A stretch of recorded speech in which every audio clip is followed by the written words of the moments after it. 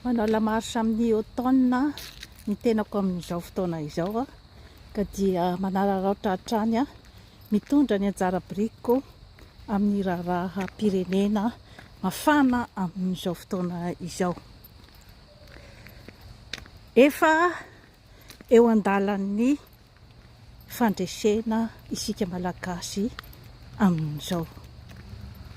Kanefa aza matoritory fa satria mbola tsy tena maty ny voay.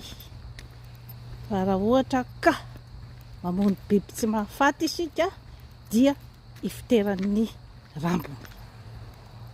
Mailo zany amin'izao fotoana izao satria misy ihany koa ny atao hoe force du désespoir. Misy koa ny atao hoe force ny olona maty an-drano izay tena mafy dia mafy io force io amintsika olombelona. Ka sao dia matoritory ka hoe efa vitany tolona kanefa ilay olona mbola mampiasa an'ilay force de désespoir sy ny force ny maty an-drano ao aminy dia ianao no maty alohany. Zay zany fampitandremana izay hoe ataoko amin'ny mpitolona rehetra amin'izao fotoana izao. Aza matoritory.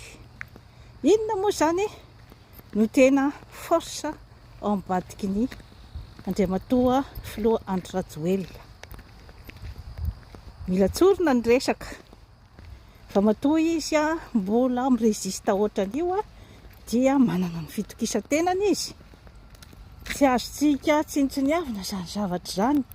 Manana ny fitokisan-tenany izy ny amin'ny olona rehetra izay manohana azy avy ao ambadika. Dia ny sinoa sy ny karana sy ny vazaha ao ambadika n'izany izay mahazo tombontsoa amin'ny harenam-pirenena. Zay aloha zany tsy azontsika lavina izay. Eo ihany koa ny tany mandroso izay mbola nanohy ny fitsetsefana any Madagasikara sy ny arenany hatramin'izao. Donc mitosatosaka ny vola, mitosatosaka ny torohevitra amin'ny endriny maro samihafa